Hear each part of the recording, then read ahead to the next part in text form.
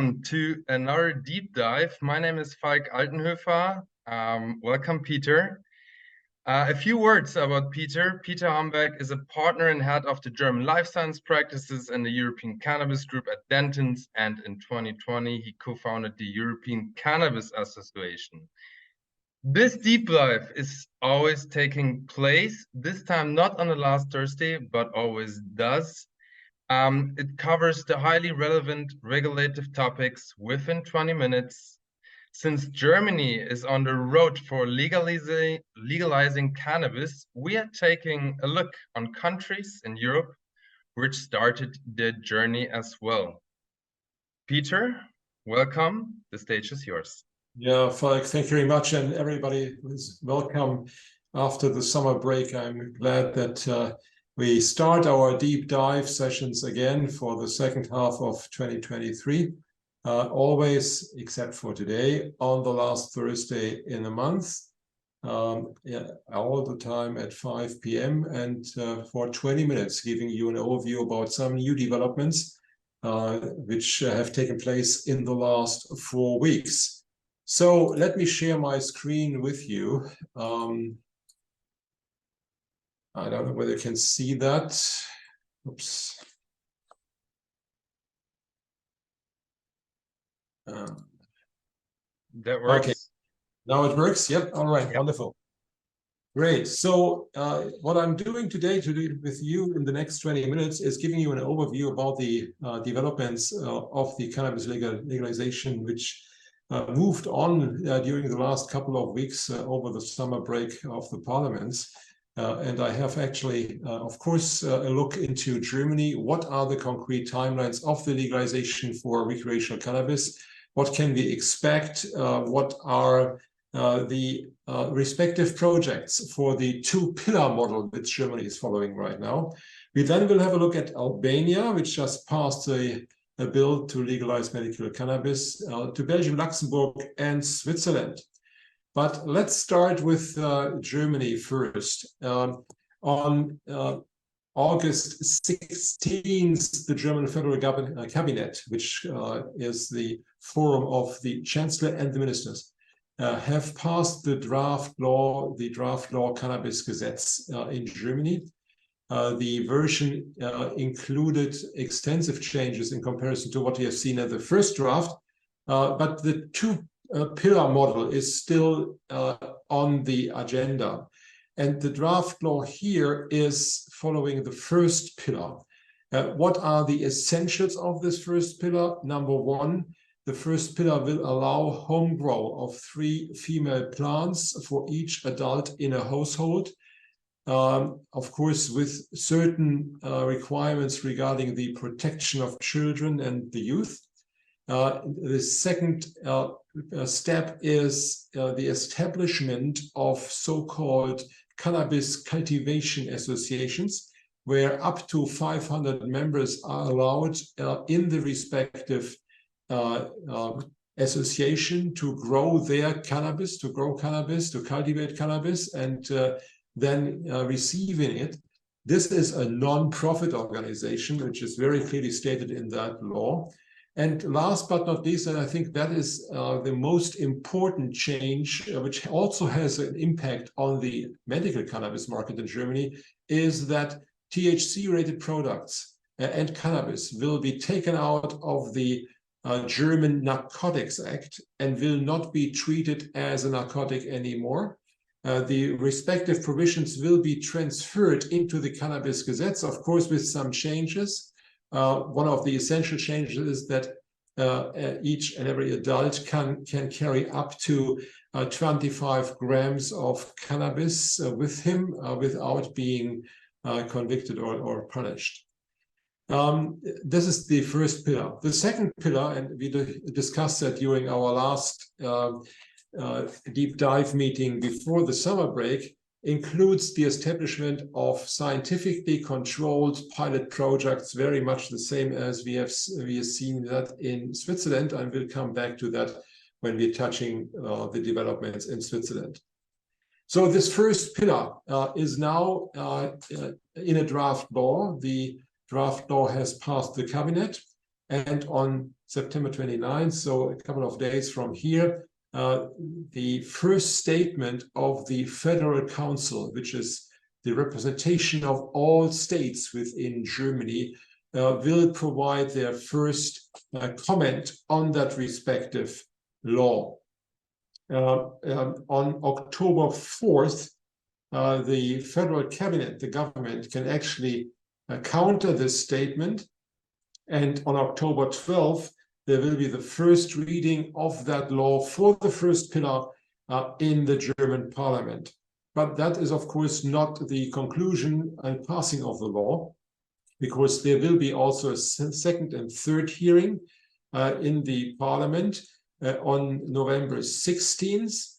And the Bundesrat can actually comment again on the draft law before it's going to be passed and comes into force, and that is scheduled for December 15th this year. If the Bundesrat, the second chamber, has no comments on it, then the president of Germany is then in a position to sign the law, and then it would come into force on January 1st, 2024. At least that is the plan of the government. However, there are a couple of hurdles here.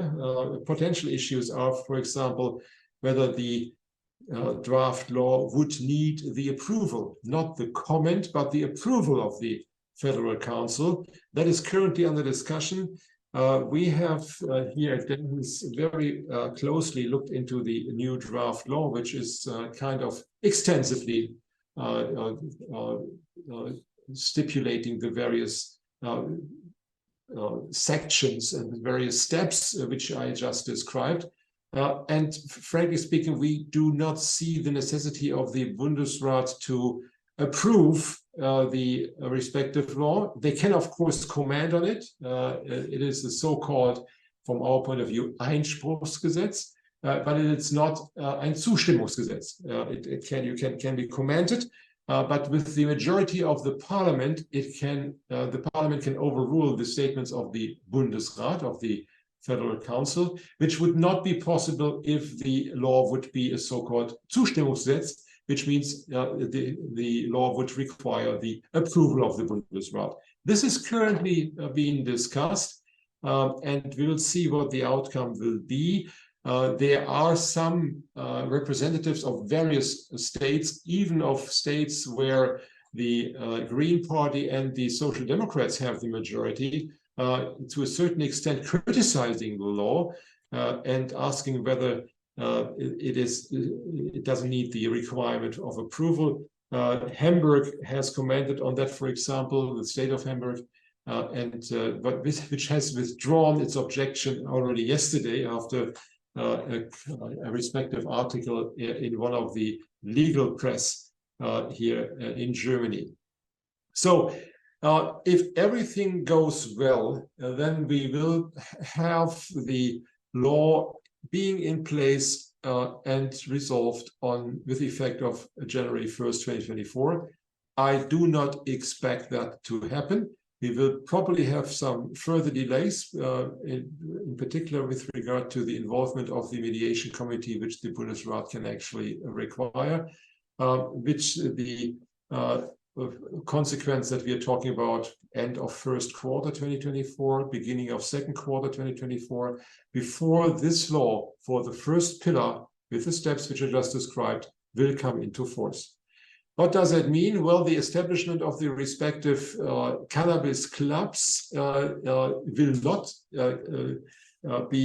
come into force immediately, because the draft law leaves it to the respective states to formulate the various provisions for the granting of a license for these cannabis associations, for these cannabis cultivation associations, or cannabis clubs, as I would call them.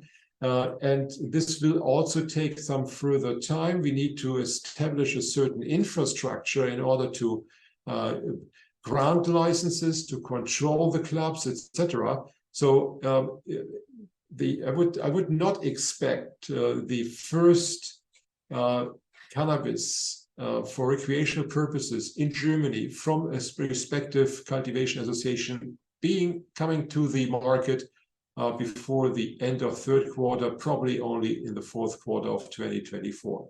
So that is what are my expectations, and I think I'm probably not too wrong with that, take into account the relatively complex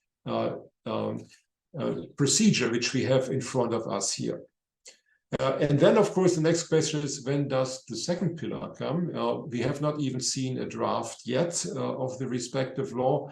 The second pillar, which is the establishment of the scientifically controlled pilot projects for the use of recreational cannabis. So that's where we stand in Germany. Everybody expected that to be quicker. I have always been very pessimistic on that. And unfortunately, it doesn't. It looks like that I'm not too wrong with that. So let's jump to the next country here, Albania. Very interesting. They just have passed in July 2023 a cannabis law to legalize cannabis for medical purposes. The draft bill, the draft law, allows the controlled cultivation, production, and export of medical cannabis and industrial hemp in and from Albania. Albania will establish a national cannabis control agency. That is one of the requirements coming from the 1961 UN Single Convention, which is going to oversee, regulate, inspect the cultivation and processing of the cannabis plant. And of course, the agency will be responsible for monitoring the implementation of the respective law. So this is going forward in Albania. So for the respective medical purposes, cannabis can be cultivated there. But we all know that there is some significant knowledge about cultivating cannabis in Albania already. So we probably can expect Albania coming to or providing its own market very, very soon. And what is important, this cannabis can also be exported. And we'll see how this will work out, in particular with respect to the quality control of the respective cannabis. Belgium, very interesting. The Socialist Party in Belgium actually just recently stated that they would like to consider organizing and controlling cannabis production within Belgium, as well as selling and generating income from it, something that the Germans actually did not do with their first pillar. Which was surprising because there is no additional tax on the cultivation of the cannabis in the cultivation clubs. It's all non-profit, and as such, there is no significant tax incoming, maybe except for VAT. But that's probably all. Regarding the legalization models, Belgium is really much looking into the German model and see what Germany is going to do with that. And how they would like to establish that. So probably Belgium may follow the cannabis association model. We will see how this will work out. But what is important is that Belgium has pointed out that they would like to reinforce that the legalization of cannabis has priority within the Socialist Party. And we'll see how quickly they will move forward. Let's come to the next country, Luxembourg. Just recently, in July 2023, this year, Luxembourg has passed a new statute authorizing the possession and personal cultivation of marijuana for adults. So the authorization of home cultivation and the reduction of penalty for small quantities of cannabis is very much following the German first pillar model and the first step. It is the kind of a pilot. They are going to implement a pilot project for legal access to cannabis for non-medical purposes. And seeds, that's important. Seeds for self-cultivation are no longer identified as narcotics and are available online or in shops. That is a step which is significantly different from what the Germans are doing. The seeds which you actually can use for home grow needs to be asked for from the cultivation clubs, or which is not yet clear, from any kind of outside providers. Whether this can be ordered by Amazon or how you do that is not yet clear. But here, as you can see, Luxembourg is going significantly into this direction, which I found to a certain extent surprising. But let's see how this will work out in more detail. The country who has actually implemented the scientifically controlled pilot project as first country in Europe is Switzerland. Switzerland has launched in August 2023 another pilot trial, the so-called Zürich in Zürich.